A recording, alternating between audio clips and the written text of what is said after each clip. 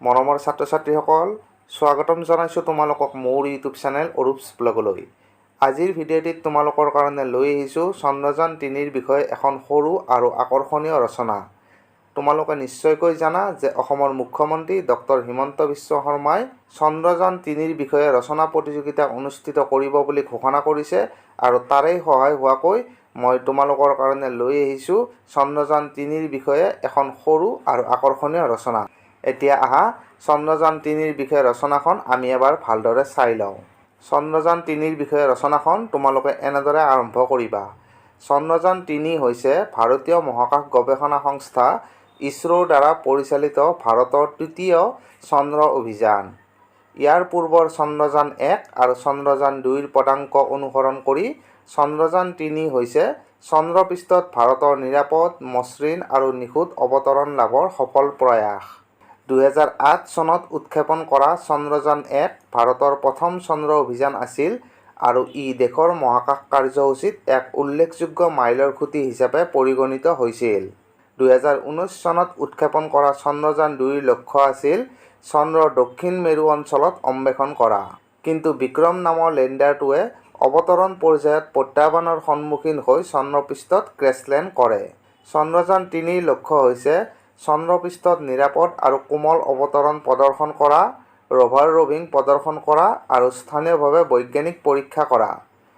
চন্দ্ৰযান 3 2023 চনৰ 14 জুলাই তাৰিখে ভাৰতীয় মান সময়মতে দুপৰীয়া 2:35 বজাত শ্ৰীহৰিকোটাস্থিত সতীশ ধাৱন মহাকাশ কেন্দ্ৰৰ পৰা সফলতাৰে উৎক্ষেপণ কৰা হয় আৰু 40 দিনৰ মূৰত 23 জুলাই তাৰিখে সন্ধিয়া 6:03 বজাত চন্দ্ৰৰ দক্ষিণ মেৰুত সফলতাৰে কোমল অৱতৰণ কৰে। ভাৰতে চন্দ্ৰৰ দক্ষিণ মেৰুত সফলতাৰে অৱতৰণ কৰাৰ পাছতে ভাৰতবৰ্ষ চন্দ্ৰৰ দক্ষিণ মেৰুত অৱতৰণ কৰা প্ৰথমখন দেশ হিচাপে পৰিগণিত হয়। আজিলৈকে পৃথিৱীৰ 3খন দেশে চন্দ্ৰত অৱতৰণ কৰিছে যদিও কোনো এখন দেশেই চন্দ্ৰৰ দক্ষিণ মেৰুত অৱতৰণ কৰিব পৰা নাছিল। ভাৰতে 615 কোটি টকাৰ খৰচতে এই বিৰল সফলতা লাভ কৰিবলৈ সক্ষম হয়।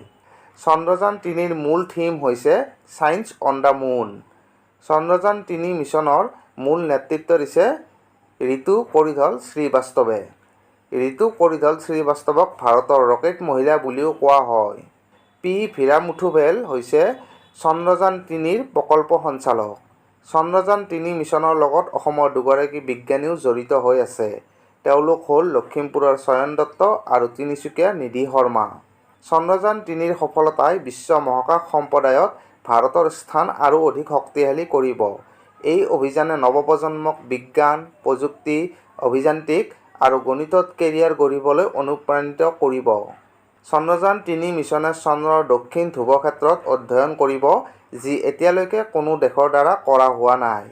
চন্দ্ৰযান 3ৰ দ্বাৰা আমি চন্দ্ৰৰ বিষয়ে নতুন নতুন তথ্য লাভ কৰিব পাৰিম, যিয়ে ভৱিষ্যতে আমাক চন্দ্ৰৰ বিষয়ে আৰু অধিক ভালকৈ অধ্যয়ন কৰিবলৈ সহায় কৰিব।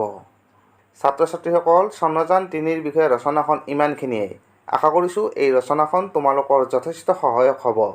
যদিহে এই ৰচনাখন তোমালোকৰ উপযোগী হোৱা বুলি ভাবিছা, তেনেহ'লে এই ভিডিঅ'টি লাইক আৰু লগতে ভিডিঅ'টি তোমালোকৰ বন্ধুবৰ্গৰ লগত শ্বেয়াৰ কৰি দিবলৈ নাপাহৰিবা। ধন্যবাদ।